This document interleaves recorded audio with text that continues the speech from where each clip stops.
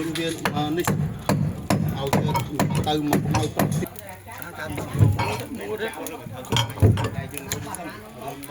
មើលទៅមកអូនទៅមកដុំនោះនេះគេឲ្យយកយកទៅលើដោលើអានោះក៏វាយវាមិននេះទេมันដោទៅណាវាយតែទាំង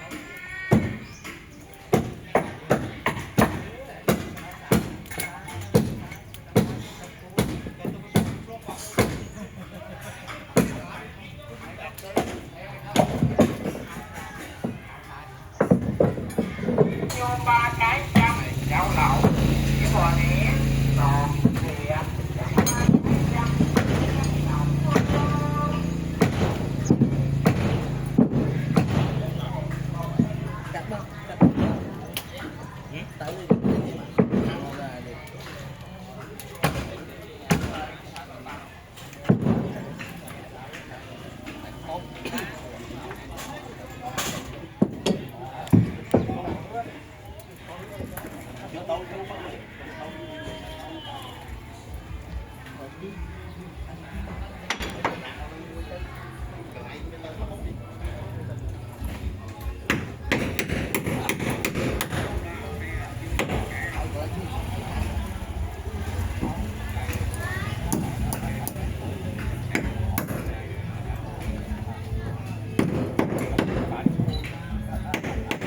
จะยุ่งดิยุ่ง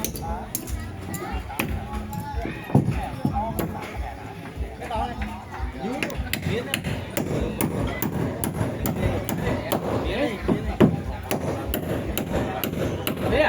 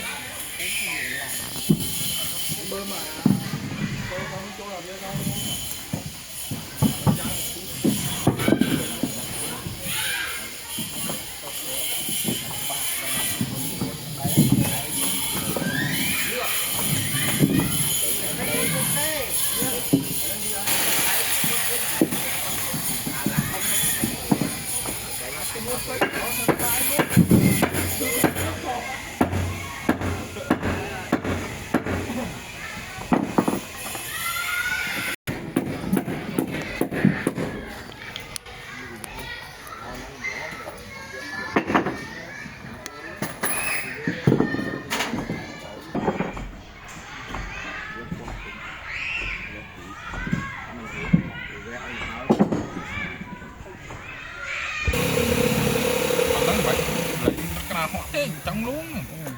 đây mà đã cao hết một phồn một chuyện bình thường học thôi cái thêm học đó đèo phồn chẳng biết hay học đã học một thế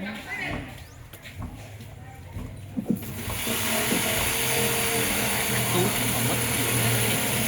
hai tú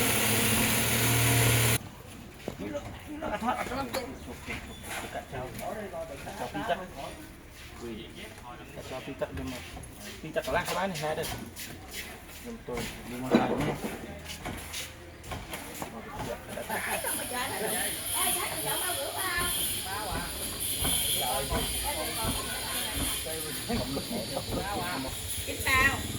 đừng đấy mà mỏi không ngọt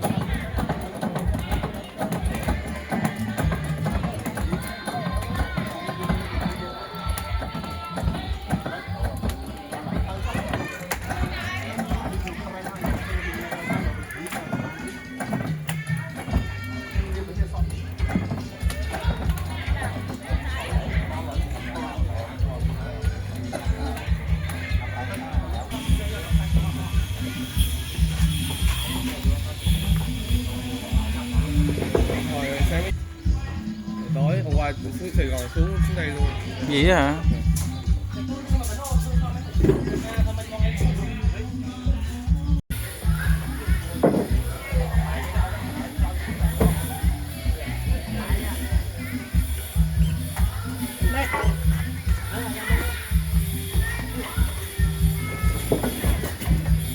Đang đi công đái nha các bạn.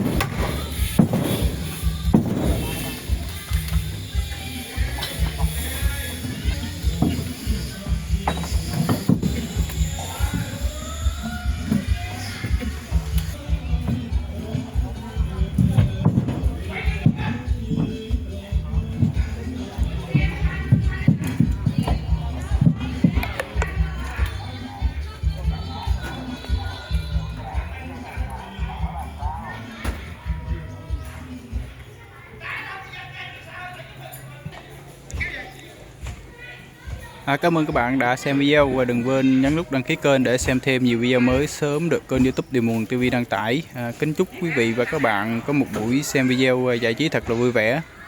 Xin chào và hẹn gặp lại tất cả các bạn ở video tiếp theo, cập nhật những thông tin mới nhất về quá trình đóng gây ngô độc mộc tại chùa Điều Nguồn năm 2026. Xin chào và hẹn gặp lại tất cả các bạn.